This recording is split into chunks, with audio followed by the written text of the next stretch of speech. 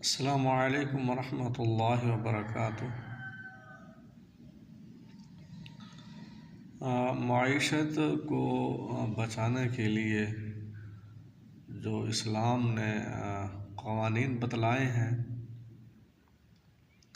سب سے پہلا قانون تو یہی ہے کہ اللہ تعالیٰ اور اللہ تعالیٰ کے رسول کی بات کو مانا جائے، اور اسی طرح جس گناہ سے اللہ تعالیٰ نے سب سے زیادہ روکا ہے وہ سود ہے، سودی کاروبار اس کو جو ہے چھوڑ دینا چاہیے۔ اللہ تعالیٰ نے ارشاد فرمایا، احل اللہ البیع وحرم الربا۔ اللہ تعالیٰ نے تجارت کو، کاروبار کرنے کو حلال قرار دیا ہے اور سود کو حرام قرار دیا ہے۔ سود حرام ہے، اور اللہ تبارک و تعالیٰ نے یہ بھی ارشاد فرمایا، یمحق اللہ الربا ویربی الصدقات۔ اللہ تعالیٰ سود کو مٹاتا ہے اور صدقات کو بڑھاتا ہے۔ مطلب یہ ہے کہ سودی مال میں اللہ تبارک و تعالیٰ جو ہے برکت کو ختم کر دیتا ہے، رحمت کو ختم کر دیتا ہے، اور اللہ تعالیٰ کی طرف سے مختلف عذاب آتے ہیں جس سے انسان کی زندگی میں آرام اور سکون وہ سب تباہ و برباد ہو جاتا ہے۔ اور جو انسان سودی کاروبار کو چھوڑ کے حلال کاروبار کرتا ہے اور اللہ تعالیٰ کے راہ میں خرچ بھی کرتا ہے، اللہ تعالیٰ اس کو سکون عطا فرماتے ہیں۔ اللہ تبارک و تعالیٰ نے ایک اور جگہ پر ارشاد فرمایا، مومنوں کو خطاب کیا، یا ایھا الذین آمنوا اتقوا اللہ وذروا ما بقی من الربا۔ اے ایمان والو، اللہ تعالیٰ سے ڈر جاؤ، یہ معاملہ بہت ہی خطرناک ہے، اللہ تعالیٰ سے ڈر جاؤ۔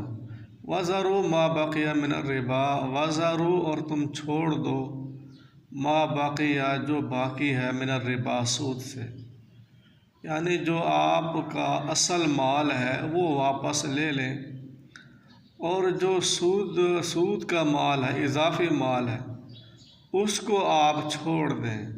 جو آپ کا حق ہے وہ لے لیں، اور جو آپ کا حق نہیں ہے اس کے عوض میں آپ کو دیا جا رہا ہے اضافی، تو وہ نہ لیں، وہ سود ہے، وہ حرام ہے، اس کو چھوڑ دیں۔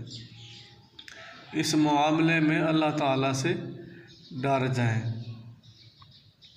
اللہ تبارک و تعالیٰ نے یہاں تک ارشاد فرمایا کہ جو انسان سودی کاروبار کرتے ہیں، قیامت والے دن جب وہ قبروں سے اٹھیں گے، یتخبطہ الشیطان، ان کی حالت کیفیت ایسے ہوگی جیسے جس کو شیطان نے چھو لیا ہو، شیطان کا اس پر حملہ ہو، کنٹرول ہو۔ جیسا کہ آپ لوگوں نے کچھ ایسے لوگ دیکھے ہوں گے جن پر جو ہے شیطان ان کے دماغ میں حاوی ہوتا ہے، ان کی حالت کیسی ہوتی ہے، دیکھنے کی حالت نہیں ہوتی، وہ دیوانے اور مجنون کی طرح ہوتے ہیں، ان کو شعور تک نہیں ہوتا، زبان سے عجیب عجیب الفاظ جو ہے نکالتے ہیں۔ تو سودی کاروبار جو ہے جو کرنے والا انسان ہے، تو وہ قیامت والے دن اٹھے گا تو اس کی بھی یہی بد حالت ہوگی، اس کی حالت دیکھنے کے قابل نہیں ہوگی۔ اسی طرح معیشت کو تباہی اور بربادی سے بچانے کے لیے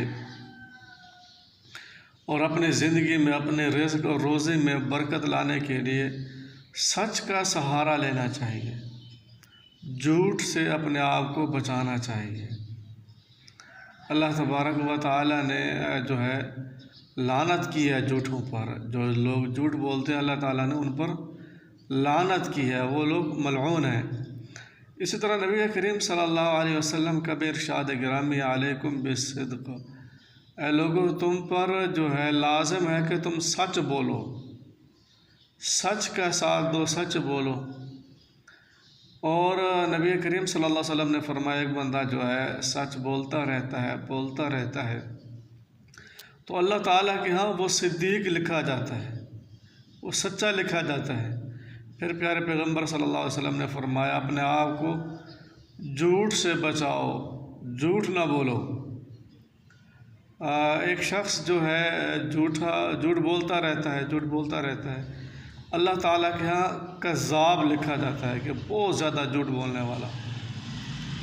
اسی طرح اللہ تبارک و تعالیٰ نے ارشاد فرمایا یا ایھا الذین آمنوا اتقوا اللہ وکونوا مع الصادقین، اے مومنو اللہ تعالیٰ سے ڈر جاؤ اور سچوں میں سے ہو جاؤ۔ جو لوگ سچ بولتے ہیں آپ بھی انہی میں سے ہو جاؤ، سچ بولو، وہ کسی کو دھوکہ نہ دیں، فراڈ نہ دیں، سچ بولیں۔ اس میں آپ کی جو معیشت ہے وہ بھی بڑھے گی، لوگوں کا آپ پر یقین ہوگا، اور آپ کی زندگی میں، آپ کے مال میں اور آپ کی اولاد میں اللہ تعالیٰ برکت نازل فرمائے گا۔ وما علینا الا البلاغ المبین۔